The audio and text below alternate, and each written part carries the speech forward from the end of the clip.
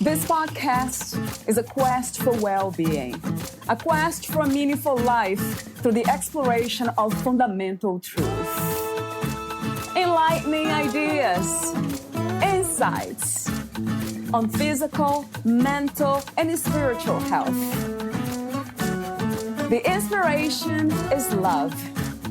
The aspiration is to awaken new ways of thinking that can lead us to a new way of being well. Welcome to Body, Mind, and Soul Healing Conversations.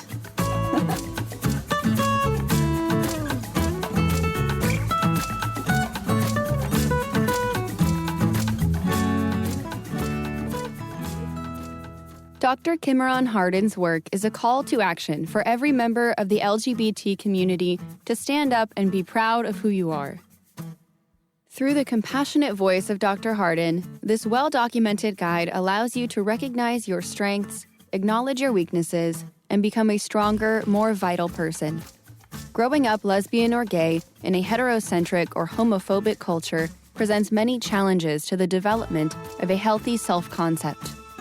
Dr. Hardin's work is about going beyond the intellectual resistance to early programming and incorporating a truly self-compassionate relationship to the identity we call the self.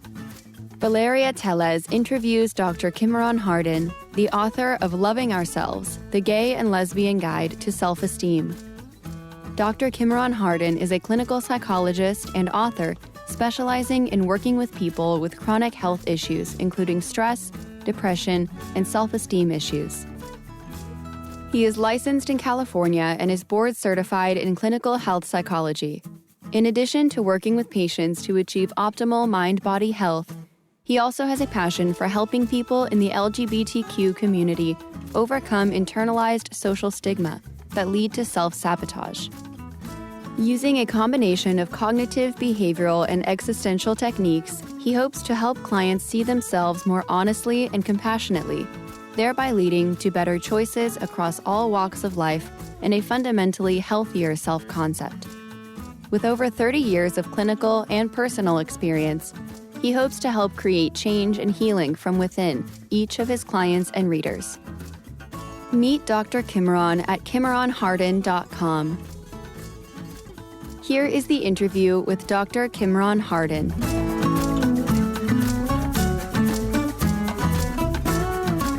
In your own words, who is Dr. Kimeron Hardin?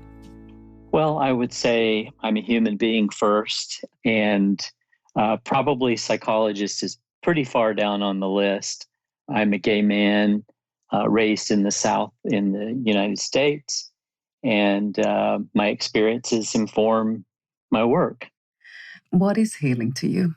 Healing from a holistic perspective to me is learning to take care of your mind and your body and your spirit, your soul, all of that. And I find that sometimes people have a partial sense of how to take care of themselves, but not a complete sense. So true. In your book, I found very interesting your definition of spirituality. You say, for me, spirituality includes my personal search for answers to questions about my purpose, the existence of a higher power, and the rules of the universe. Speaking of spirituality, why do so many of us choose not to engage with anything even called spiritual? Well, I think sometimes people are taught to equate religion with spirituality. And there, some people do find spiritual sides of themselves through organized religion, but it's also been used in a very toxic way at times. And so people become fearful of anything that resembles religion if it's been harmful to them in the past. How do we learn to overcome, let's say, the hurt and the pain caused by those religious people who have tried to change the way we see ourselves? Kimeron?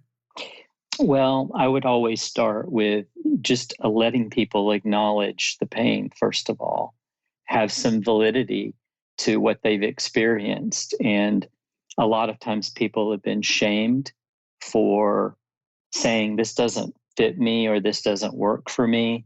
And they've been forced into sometimes complying with things that just don't fit or feel right. So I always start with, let's just talk about it, let you sit with it, feel it, no judgment. And that's where we always start. And even that word, non-judgment, that idea, that practice, in a way, it sounds to me already as a spiritual practice, not just a therapy, right? Yes, exactly. You can't really separate different parts of a human being, and you're right. It is. So in your book, you talk a lot about self-esteem. So self-compassion is another component.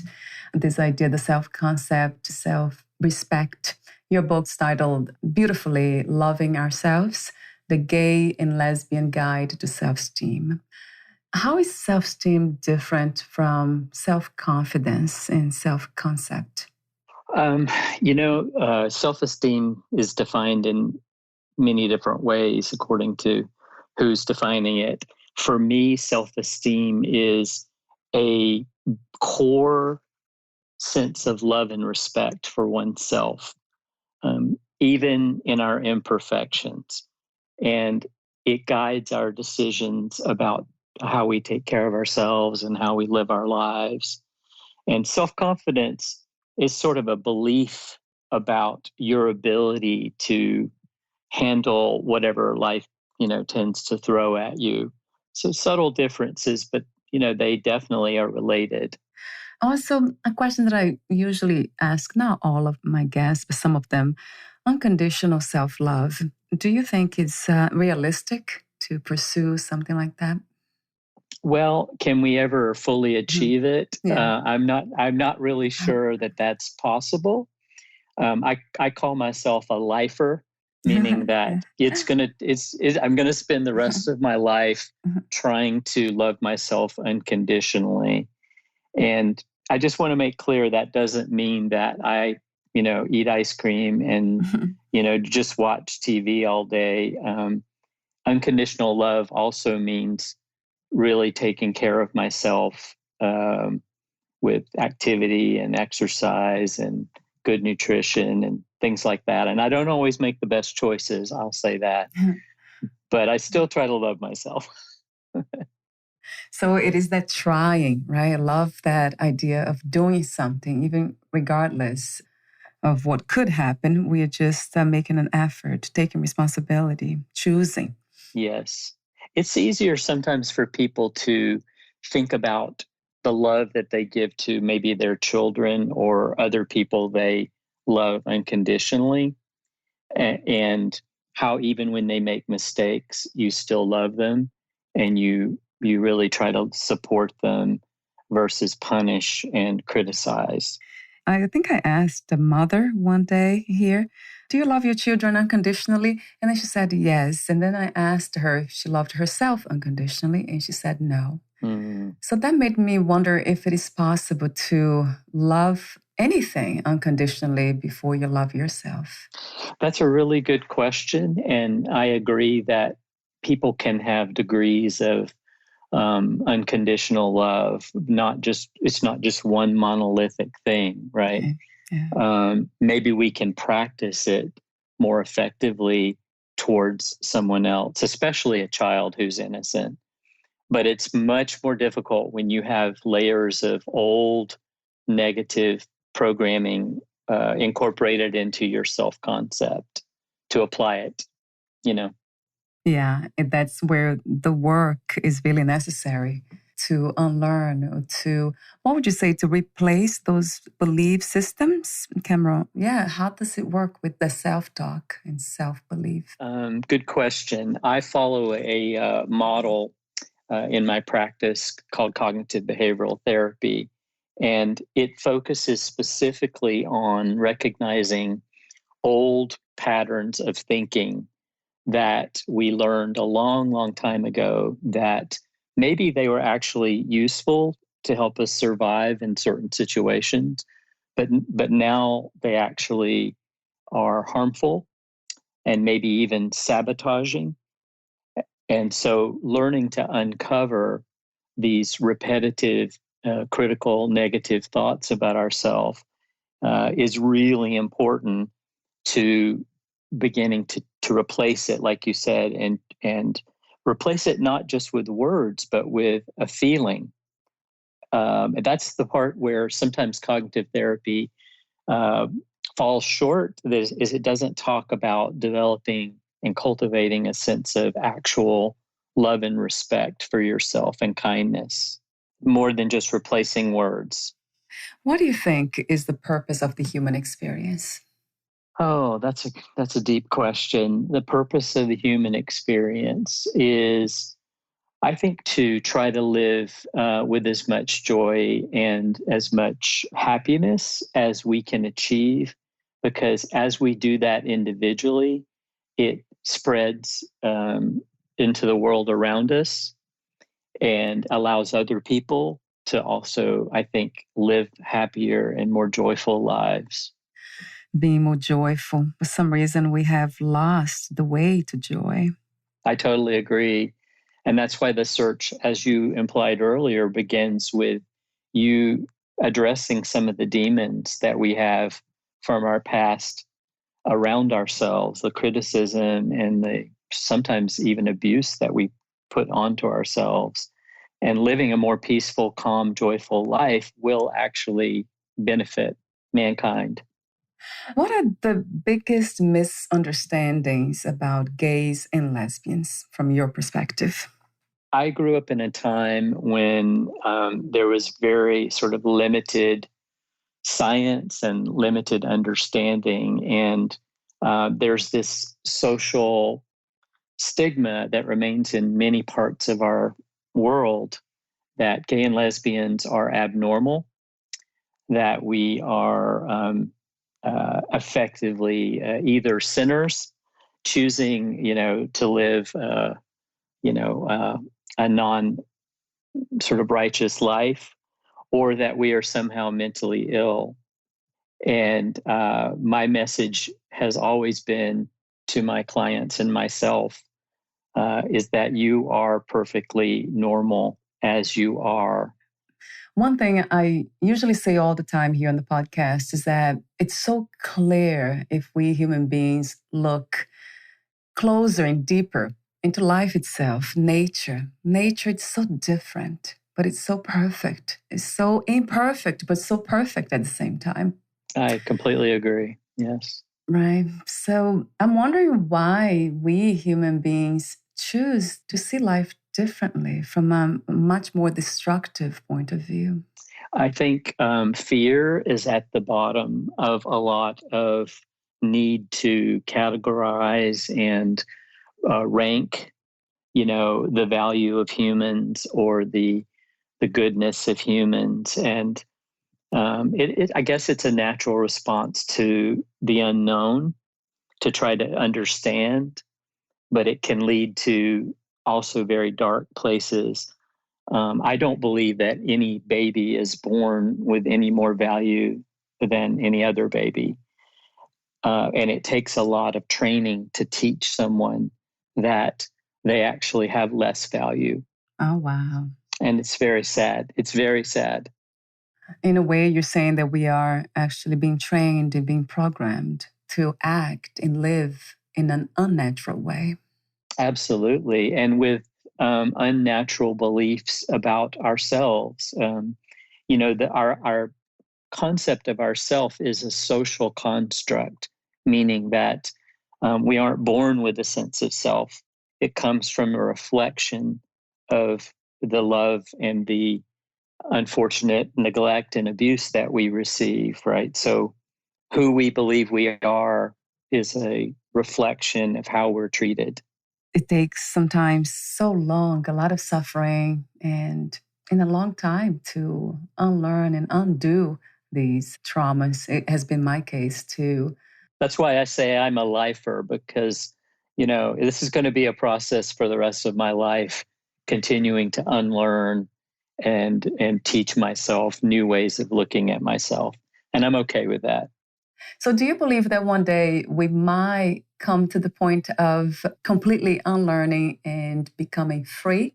That leads me to the question, what is freedom to you? Freedom to me is choice. It's being able to choose what messaging you incorporate into your identity. I'm also not just a cognitive behavioral therapist, but I also am strongly influenced by existential therapy, which boils down to having a choice in how you respond to things, in the language that you use with yourself. But a lot of us don't really understand that. We don't understand that we do have a choice, and we don't have to repeat these old automatic negative self-statements that in an unquestioning way. Freedom is being able to say, I have a choice. A lot of things have happened this year, 2020. So at this time, in this moment, what do you think is the world's greatest need? And also, do you have a vision for a new reality? I think that people have forgotten in this time of crisis how to be empathic. And I wish that we had more opportunity to train children, for example, to put on the experience of someone else and listen. And I actually think in the US, I'd love to see some type of reconciliation commission that could bring people together to talk about their fears and their similarities and their differences so that they could develop more empathy and healing. In your book, you have the messages, the sections where you talk about all kinds of messages that we receive from different sources. I'll get to that in a moment. But before that, let me ask you this question. How did you become a writer, Kimeron? That's a good question. I think that I grew up feeling like my voice was not being heard, and writing was a way to get my voice out there in maybe a different way. It's funny because when I was growing up, I thought to myself, one day I'm going to write a book. I had no idea about what kind of book or how to go about it. But I just knew that I wanted to write a book. And I realized now that was the part of me that felt small and inconsequential, that really wanted to reach out to other people who were suffering and feeling alone and really connecting in that way with other people. So that's what led me to writing. So talk to me about the inspiration and the intention of writing your book, Loving Ourselves. The inspiration, again, was, growing up in a very sort of conservative and rigid upbringing, community, family, and feeling alone, feeling less than, feeling damaged. Once I started to move away from that and challenge some of those messages and learn to have a better relationship with myself, I just felt an incredible passion to reach out to other, especially young people who were feeling very alone. And I thought, well, a book is kind of a way, at the time, a book was the best way, to try to reach someone who might be in a small town, rural area, isolated family, so that they would feel less alone. I love hearing from people who have read the book and they're in a similar situation to what I grew up with, and they write and say, wow, thank you. I really connected. This helps me start my journey, and it's really empowering and healing for me personally. Why did you choose to become a psychologist? I've always been a listener, and I guess I've always had sort of a gentleness that attracted people to me, even before I became a professional. And learning in my college classes about the mind and behavior. And it was such an essential part of my own healing and recovery. It was so natural. I didn't really even question why. I wanted to know more and more and more and more. And so that was the way to continue to grow and learn personally. And it's been just an incredible profession. I'm really thankful that I ended up, in this profession. In your book, you say thoughts, they lead to feelings, and feelings lead to behaviors. And we often use the word emotions too. Do you connect emotions to feelings? Are they the same in a way? I tend to use them interchangeably. I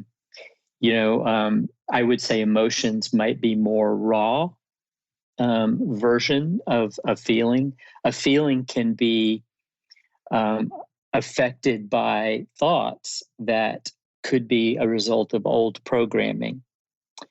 So if we say to ourselves, I'm just really terrible at math, and then you feel, afraid of going into a math class, or you feel really sad about that ability, but it's based on an untruth, then, it's a feeling that we can actually change. Emotions to me are a little more raw, based on reactions to experiences that we have in the moment. So, how do we learn to recognize those negative patterns that we all have at times? It's not just in our lives, but sometimes the daily thing. So, how do we learn to recognize that? I always encourage my clients to listen to their feelings, because usually your feelings are what you pay attention to first. And when you feel a shift in your emotions, you feel angry, or you feel sad, or you feel confused, that means that your thoughts have shifted, and there's something that you're saying to yourself about a situation or about a memory or experience. And then, with practice, you get better at saying, what did I just think about, or what did I just say to myself before my feeling shifted? Initially, it takes a little effort, but then you get better and better at it. And before you know it, you can, in the moment, recognize that your thinking has gone in a direction that's not helpful, and you can challenge it and actually in the moment replace it and feel the emotion or the feeling shift based on changing your thinking. I usually tend myself to use more intuition than thinking. But this is also tricky because we need to know the difference between thoughts and old patterns and intuition and also imagination. Do you use any techniques that would teach your clients to know the difference between them? Well, I think that meditation can be very useful, especially mindfulness meditation, Right. where you practice sitting with non-judgment about your inner experiences. And over time, you can recognize a feeling, you can recognize thoughts that are around the feeling. And you then the idea of choice comes in, where you can choose which thoughts you're going to give power to and which thoughts you're going to allow to just sort of pass through. A lot of people don't realize that they have this power to sit with experiences, not judge in the moment, and be able to evaluate, I guess, or focus more on, am I saying something to myself that is healthy and accurate, or am I saying something that is a product of old learning that's not useful and maybe not even true? So meditation, I think, is one of the most beneficial tools for learning to differentiate these different experiences. About the messages that you speak in your book, different kinds of messages that we receive, but especially gay and lesbians, and from different sources. So, from all these sources, which one do you think is the most powerful one, the one that affects us the most? Well, I would say our caregivers, the people that tend to our needs, that we rely on when you're an infant and depend on as a toddler and a child and a teenager. And children tend to believe the caregivers without question. True. We haven't learned yet how to critically evaluate the information that they're giving us. So we assume that it's correct. And therefore, if our parents have antiquated or unhealthy ideas about LGBTQ or about being a woman or about being, a person of color or whatever, then they transmit that very easily to the child. It sounds to me like we need some sort of transformation, some revolution to change the way we think, because it's everywhere. We see that. You mentioned the media, culture, religion, schools, workplace. It's everywhere, this way of thinking. And when you're very young, you just don't have the ability to sort out what is accurate and what is misinformation. So you just take it like a sponge and you absorb it, and it becomes part of how you view yourself. And unfortunately, you can come away from that with very negative self reflections and self-esteem, right? And then that impacts every choice you make for the rest of your life. And I'm wondering what propels us to be open to change the way we think. Unfortunately, I think it's often suffering that propels people to evaluate the systems that they have in place, at least the ones that come into therapy with me. It's because they're at a level of unhappiness or dissatisfaction that they crave change.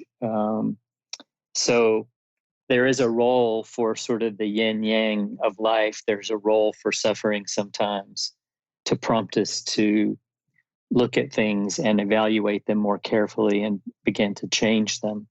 Talk to me for a moment about the connection between low self-esteem or low self-worth and suicide. Well, I think it's probably obvious to most people that if your thoughts are consistently negative about your worth and about your value, then your thoughts are going to more easily go to, then why exist? Why should I even be here if I'm a burden on people, if I don't really have anything to offer other people? And it's a big problem, even still, with LGBTQ children and adolescents who feel like, I'm a problem, I'm defective, I'm not worthy the way that I am. So it's easier for me to just not exist than create all of this drama and tension. Very sad. Would you say that what's happening now, it's somehow leading us to better ways of thinking and some sort of positive transformation collectively? I absolutely would like to believe that is the case. I learned a long time ago to try to reserve my own judgment about when things happen that I don't expect, or my first interpretation is that this is bad, because those moments when I look back on my life inevitably have led to a change in direction, and I believe led me to where I am today, and I'm very grateful for where I am today. So now it's hard in the moment when you feel the momentary suffering to think that anything good could come of this. But I really try my best to hold in my mind that this may create change that is absolutely needed. And I believe socially that we are changing through the COVID, through our political system and our black or white thinking and dichotomy. I think we're learning, and we will be changing because of it in a good direction. I would like to talk to you for a moment about forgiveness. How do you teach forgiveness? Is forgiveness a moment of understanding or a practice, a process? I believe that forgiveness is a process. I don't believe that it is a one-time event, especially when you've been hurt or you've been harmed, perhaps in a chronic way. That's not something that, with intellectual awareness or understanding, that you can just say the words, I forgive, and it happens. It is a layered process, like an onion, right? Today, forgiveness is different than forgiveness might be in 10 years from now. But it is a freeing process to begin to allow the anger from the hurt that you experienced to dissipate. You're entitled to always protect yourself. So forgiveness doesn't mean that you forget and that you allow harm to occur to you again. But it's more of a way of releasing something that, has been impacting you in perhaps a negative way for a while. I love those words too, self-compassion and self-acceptance. There's a lot of power in those words. Self-acceptance, for some reason, really attracts me a lot. Would you say that that is perhaps one of the most important practices to engage in accepting ourselves just the way we are, at least for today, for this moment?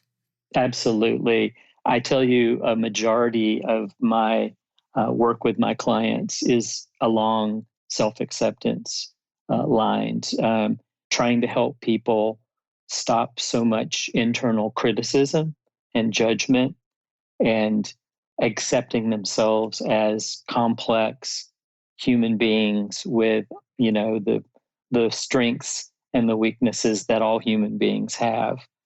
It's essential. So we're almost at the end. I have a few more questions here for you. But before that, would you like to add anything or read a passage in your book?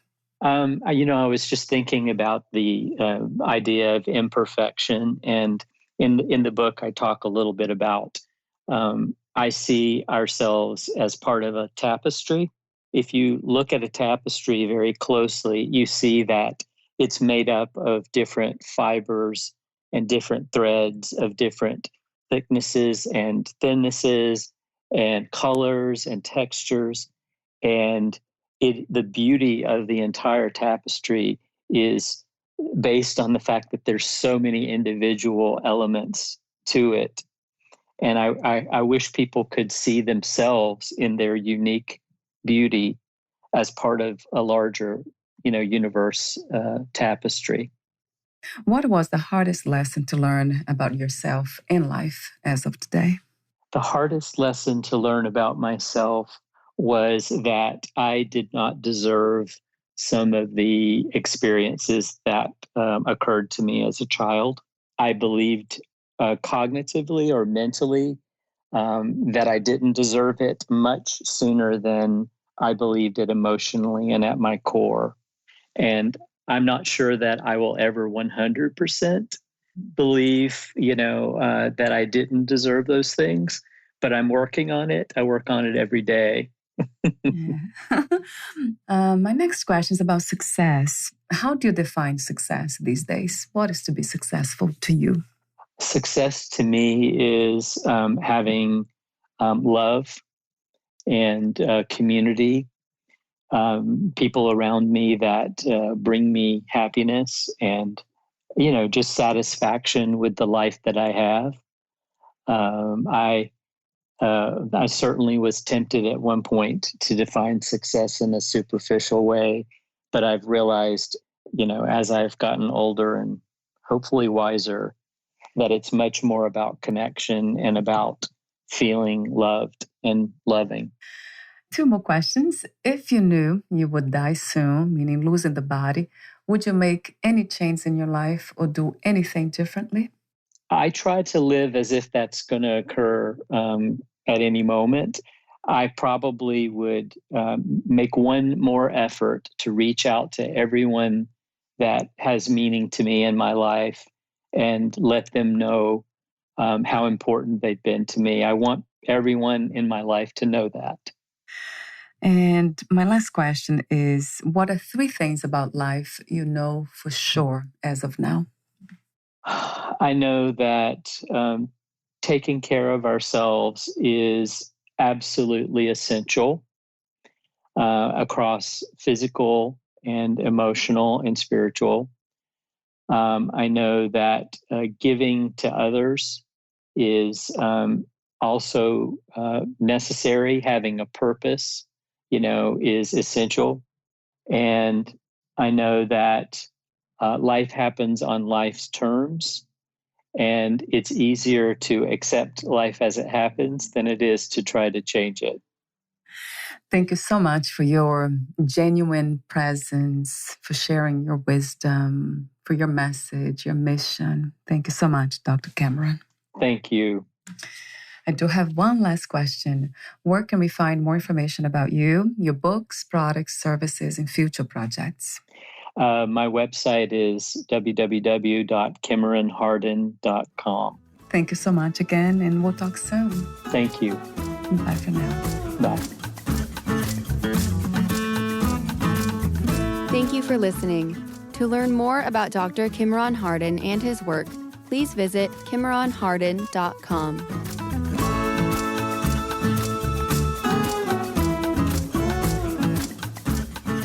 To learn more about this podcast, please visit fitforjoy.org/podcast. Thank you again for listening, and bye for now.